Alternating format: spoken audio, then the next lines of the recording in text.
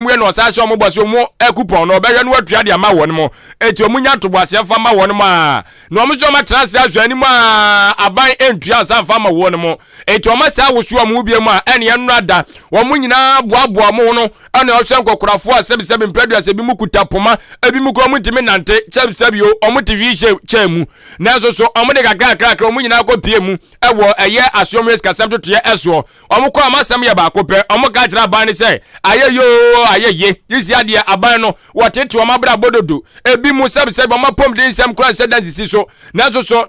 kakra de ba ma wo mo ebi mu de ba kwa yarsane ade ni nyina aban be so obehwe won mo na omo akira mu se sa aban hwe no wo so ni sika eye treasure bay no won ko bowuram obenya kakra de afiri mu na wode aba betuatua ka kakra won so de ama won se de be ya omo so betimi anya bie de ahwe won mo emma ene sebi omo na no eso emo omo akasa kroma pom de nsem etimi nyina brane eno so betimi nya bi de akwa yasabia na etimi enso abu amapom de nsem na wabro mu kopie mu ewaso mu risk asem to so adwumadie so no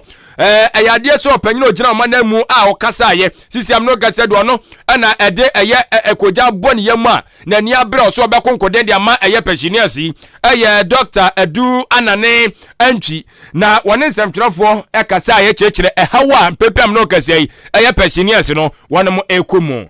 Government can borrow from the treasury bill market and pay us. You see, if you borrow from the treasury bill market, it will raise your debt level a bit. But you are faced with a condition where you have to do that. For people who need their money for their medication, the president once said, you cannot bring the dead back to life, but you can bring the economy back. So if you are faced with a situation where the bondholders, which mainly we are talking about the pensioners, who needs their money for medication, and you don't give them and they will die, you can't bring them back. So borrow from the treasury bill market and pay them so that they can live, and then we can bring the economy back. You owe 10 billion, you borrow 5 million to pay 5 million, you still owe 10 million. So I can't see government problem even there. Borrow from the treasury bill market and pay the principal because it doesn't change your debt level. The only one that will change your debt level is the coupon. Abusuafo ani a wuti ye eye opanyina pempe na ni abere wakonkoden ede ama eye adwumayefo amabo ma humejie mu eye pensioners bondholders forum no wono anatwa wonum ano Dr. Edu Anane Antwi no na okasa wieye na eye retired police officer baako a wono so oka eye pensioners foi enwo a nani abere pa a wono esu a wosu kura nyesu ketua otem se aban tete ne pa waba ye adwumade asoman sei se ka yakosi broni krompa na ade ho kwoto wo se me de me pese me bo man no ban ana ka obo wie ye se ya awurade nyakopon ka sika ya buro ka ntimi ni o na so Ghana ha hwe waba na humejie mu kura kakra ja wono na sai ma ban ni bisa ba fa ye adwuma na so ba mpaso a wa ma mi bi no hwe se no so kura so a akoyeboachi bi de no ho da retwe wo se ha adwene nti wono odwene ho awonte ase wo de me yetie no. So when I retired, I had a small thing and I decided to invest it so that I can be using it for other projects which I've planned to do, and to the same time using it for my medical care. As I'm speaking now, I've been referred to Ho to even undergo some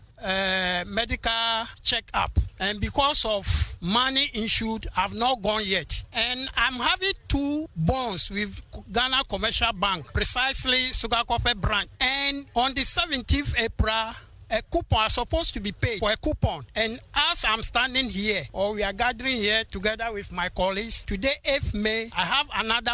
coupon. Yes, to be paid today on the 8th May. And in fact, it's very painful for a police officer serving this country for almost 35 years. Some of us will never tolerate this. And if they continue doing it, their descendants and ascendants will be suffer.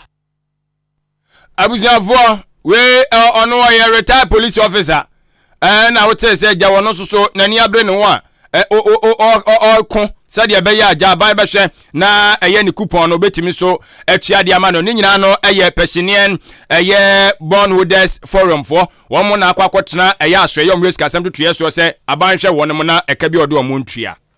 Ebusia yatwa ensemnes na National Democratic Congress NDC amayeko ni mo wamo National Executive Committee penifo wamo da amayoko na no peniba kwa wakamu bie eya Alhaji Sharif Nasiru wadi atudwa woche mu se mampani abedieche Dr. Alhaji Muhammadu Baumia wasra ni ye papa se brebi etwe mu wamo anane wamde bo amu asafo hene ese economic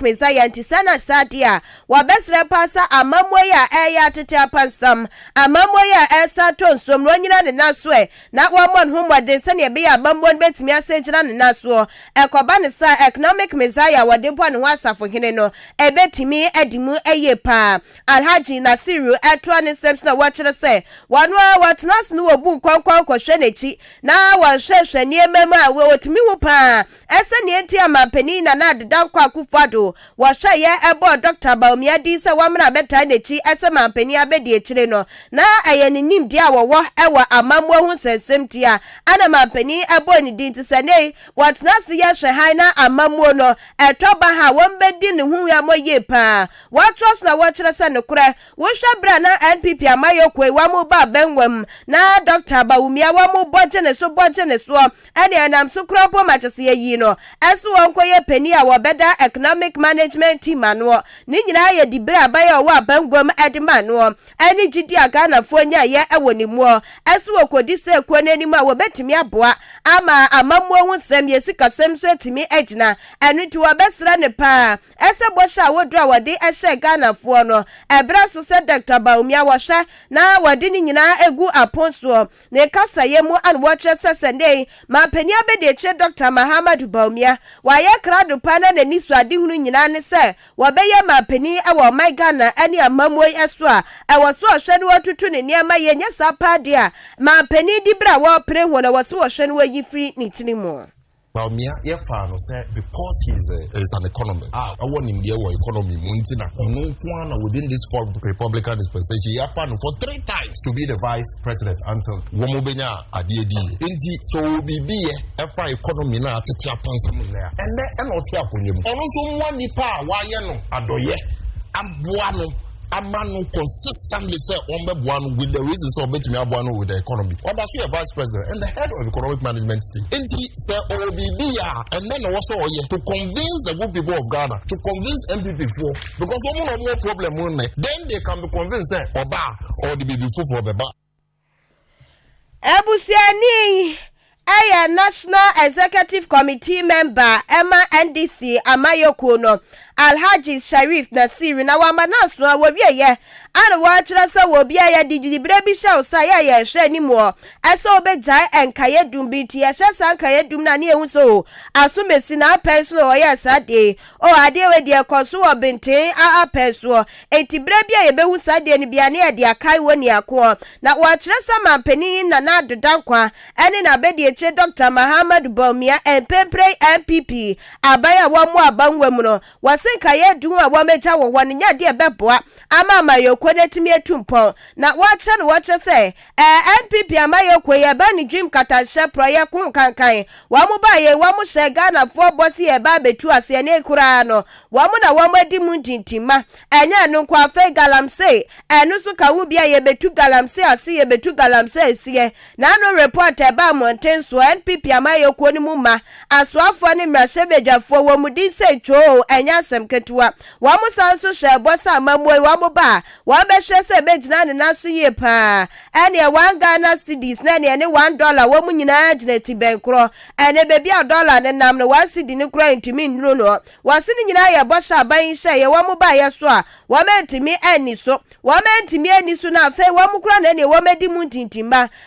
NPP amayokwe sa wamu janka edumbi ade ama o my Ghana dia eya Alhaji Nasiru chemse eye dream katasha proye ko kankan galamse ka hu bie amamu atete apansam ni nyina so eka hu bie enu di sampani ampasa afimpinu ni adoni nan abatwe ye di yenim ye behwe ka ye dum so pa na Ghana fo ye de ato aba wase wonsuro ka wo beka susu popi ade ni sesi ni bo ese NDC amayoko no ebedinkunim Did make us obi ebuzase legacy ben and your company on some legacy in your kekahu na we are say yin ba we legacy ben about me and another dankwa kupo dey work magana apart from corruption, nepotism, galamsey, retrogression in our economy. That is the legacy. And now obia candidate bia. So if this is the legacy of Mopi say we dey campaign 2024, then we are waiting for them. Let us see what would happen.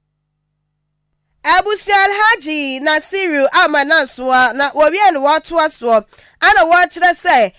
adeɛ baako betimi abo NPP amayɔkuo no ɛwɔ afimpinu ane adroni na ya abato edi yanimi wɔamayɔ ɔmadwe sɛ breaking the 8 wɔamode bo amo asafo hene no wɔsesɛ no betimi abemu die a ɛne agye sɛ ɛnka ne soafo a wɔhwɛ pɛdie ane nyumanyuma soɔ ɛyɛ wɔ nbonyamfo Alan Kwadwo kyerɛmaten ɛto ahene ne asi ahene a wɔmwɔ NPP amayɔkuo no mu wɔn timi to abama ne mana kwanya so wɔ metu franka ɛma NPP amayɔkuo no mu a wɔse abato na mu be adiye pananso sɛ wɔn nim na wɔn kɔfa mampani abɛde eche Dr. Mahamadu Baumia ɛba sɛ franka tunia a wɔse ndisi amayɔkuo no wɔn bɛfa ne fara sɛ nei sɛ ne etie Ghana fo wɔ bie no a wɔgidie ɛwɔ mampani abɛde ekyire Dr. Baumia emu biem sɛ bɔhya wɔhyɛ yi nyina no wɔntimi ani so nti wɔne de ɔse afutuo an wɔde ma NPP amayɔkuo no sɛ wɔn ayɛ krado asi wɔn adwen popie ɛsɛ breaking the 8 ɛno na ɛbɛ mu a wɔsɛ Dr.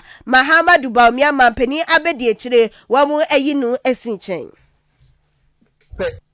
Say in the MPP primary, say a na say Alan na ibe emerge say or a winner. Every political party will go back to the drawing board because I also more some strategy. But if Baumia emerges, it's business as usual. Then we'll continue that way and then finish it by the end of 2024. I will prefer to Omobefa Baumia because if they should take someone and ask Obi to say Alan, then every political party will go back to the drawing board to re-strategize and it will take resources and time. And the Baumia and the body and then we will continue like that. We will know what to say. We will know what to tell Ghanaians. And Ghanaians will understand the reason why Baumia should not lead this country because he has not fulfilled the promises of Nwankasa here. Etia no ebusiani Aya Alhaji Sharif Nasiru were National Executive Committee member Emma National Democratic Congress NDC Amayokun. Afe ye baye ni ankasa yeso ye mpatamu ya nomo na yahwe eye mpatamu mpuntuo sede yesebe enso eko na sede be ya oman betimi akona nimu ntino ayo bibiara asade ese woye na fam de natimi ebo ama oman chechire enso eko nanim anamso ama ene eye nkabom eku eno enhye aban ase eno eye non governmental organization our friend say eye Book Money Foundation wonum atimi akwakoye ayoyode a ene ebeboa pa ama ene oman chechire betimi enso akonanim ententem so ne nyina ne se watimi akeka wonsase a ene kakra bi onyaye watimi enso ede akwakoto eye cement bag ibi mako aduonum 50 ena wode akwakoma eye adehye no mo eye achiase lab na se wonum akwantempo a won pese omohwe na omusiesie no womo enje na omfa enso so enye enhyehyɛ ni bisade be betumi aboa ma no matimi enso akɔ eye enkan na eno ne wopanye ono na etua eye Book Money Foundation ano eye orura eye George Niako adodo na friend Book Money na eno na wone samtwerefo ekasa no okache samtwerefo se eye no kwasem SSCM no ekasiai okopiem ewo eye lab kwantempo no ewo achimachia so no ma utimi se enoma nkonkan kura kwan no atete apro asai na okirem se wo eye bronyani mu ono na ade hye no mo no ye o magwe so mbe ye o mafam de no ma hwe na ekwan no wonum enso atimi asiesie na no na wo mo ede betu nanim ekache ne se obehia ne mo a esanse se aduakrof agimframa ya na ebu na kromafo na gazangazan kwa nwode no mo jeze entumi etu mo duatoa no se kakra biara wono so na panfo metimi ade ababeso wo masene no wonhwe na omeye wonum emwa eno na eye orura George Niako ekirem se wagitu mo ese obehwe no akwakwa boa wo mampa wode wosie aye oyo na me no okazai cement bag mako aduonum wode akoma wo se wonum enso gates ombeso mo ye ni nyina no wo hwe na omfa enka enuoma omanya no ho na omfa enso ensiesie wabra wone nsam twerefo etwetwe nkomon sei ena wode nsam no tudwa Eye achiasi LAB eye brono a kuma da so pa be ye bosume miensani omde betu ye nim se kwan a omonam so no enye enti omde betu Bulk Money Foundation anim no ye hu se yampa na omo kire se abobo ye be fa manfo afi sa brono so de oma ba krumu abedi afahye no etetehwe se de kwan ne so aye basabasa no motos ne cars no empese omko enti ne bronya na mu no ye make sure se ye twa kwan ne so grade su nyina e ma omo e na afi so ho e na eye dasebre ye kromu ehene oti enti no akuku da my babesra ne nyina no ese se ye make sure say omo fa ekwan pa so ampa enti asamo ma ene community chairman no e de betu manim ye juice wie no omo ka chere say ampa sa breed your pesi na se nsuo hyase say twa ekwan no e be sa asa ebio enti omo pese omo ye gota eto nchen no so de be ya nsuo no e be femo ti mi bisa omo ka chere say omo be hia 50 bags of cement foundation de true yanim ti afena foundation na approve a omo de 50 bags of cement no e de abre omo say omo nye na omo mfanya gota no Adishmama ene awiti ye wono ayo panyina wono netua eye Bulk Money Foundation ano Owura George Nuakon adodona enso friend Bulk Money and I say work no enti LAB kwantempo no ewo eye achemachiase ebise lab ni nyina no ejina junction so wono ma na eno achi no na assembly member no ehwe eye empesua no eso eye onimonyamfo kwasi kwache wono so eda eye Bulk Money Foundation ase pa se ade a wono mabeye edi ama adehye no mo ewo eye LAB wono no wo mani aso pa a chese asida pampofo na wono mo chekere di ama opanyini no esan se ohwe ahofama ene atu ache awo esoso ede ebu adehye no ma wono mo patam wono ma se aburo adwene ntiase eso ene yanya cement sabre ye kase ye ka ade be san ye pelifo ka bibre asamne ma ya mi gina ho no kakra metuma aka afa ye nua no se ye be kan se nyame sira no waya ade pa baboa ye se ofa ka akora no ede ne ba Arabia o se mimma because of ye kwa anye nti no o se mimma be asamne ma ya boy homodin a ye de nsa communal liver aye dwuma bibre ba na du ba bia de ka ba na be de be ma be boa ye twa ba ya ba ma nti no ye nua no su se ampa ye ho chire na ye dia de sede kotu nanim na otumi aba obeye kwa na maye na efe ye kwa so yi wi a onwie na ka gota onya gota no amfa nto ano a kwa no ebesai nti no be kan se de na se nyamishira no pa ni bi se ni yehwe munya dom nipa mienu miensa bi se e wokro wi mu na se wodo de sede ekobo ma fi se etumi de bituma ye ma ye ho aha kakra abusuafo wei eye assembly member ukopiem ewo eye achiase LAB wono na wohwe sa empesuan eso nimonyamfo eye kwasi kwache ana adishmama no pay ono so wode asida ede ema eye Bulk Money Foundation ya bonchirimu no Abusia ye betu fa ne akobi man so Malawi nyasem ketua wani ase ye be kai pa wo my Ghana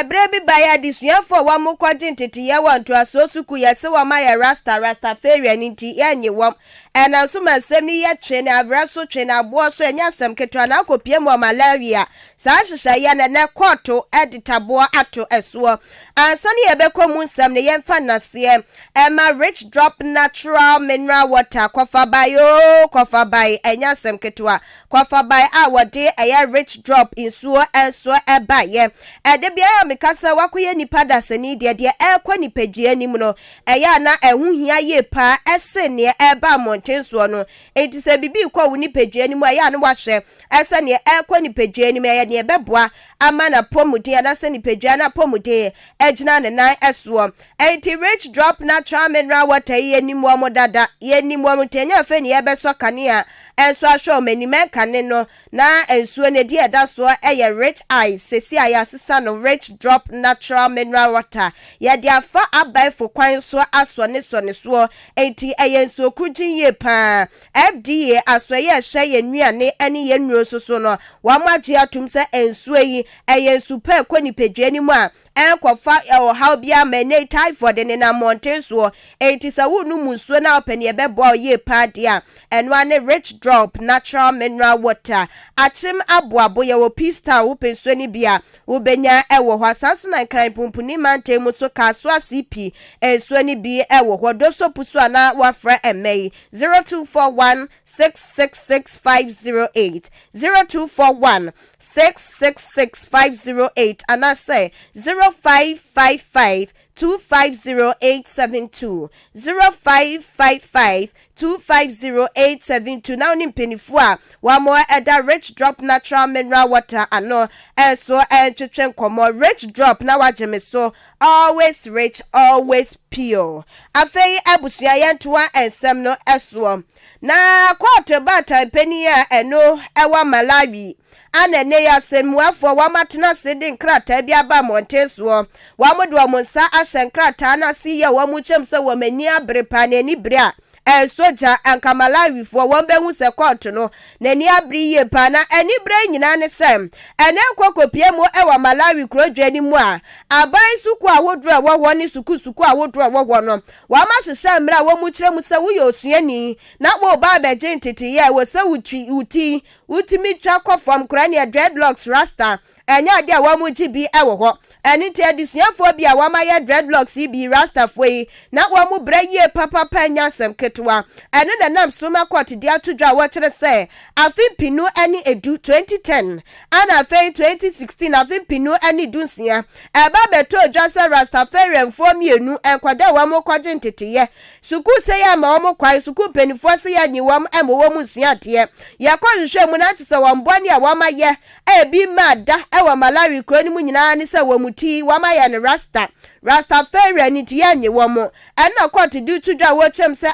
akoba ne sa na to se adisuafo ne na ya toto wamase wo twi akoda na abo so sa so beje ne se wamra mesua de no adisua na wo sua ne ni nye ho adisua na wo sua ne ni mu afisa wo ba suku ni kura bra wo brege no anya sem ketua enu ti Malawi court bata peni ade atudwa wo chem se wakola de wo bia wo ho kwan se wo kwaje nteteye wa mama mra ne ema ho kwan ese onya de akoda ne bo atiasefo asasi so pe ewo se otimi ma ne kwan ne wotimi kokosua de enu ti emfa ho ne akoda ne sadia ne tibia etie emfa ho ne sania ne yebia esitie no ewo se onu su timi nya kwan ne kokosua de ewo suku demu enu ti attorney general wa Malawi wadi atudwa de nkrata ba monteso a ene enu adaya na sankrata ne eba monteso a wo kire mu se efiti sa enu na ade ko akwada bia wa Malawi krodua ni mu waya krado so opese wo chenteteye waya krado so opese wo suade no emfa wo ne sadia ne yebia etie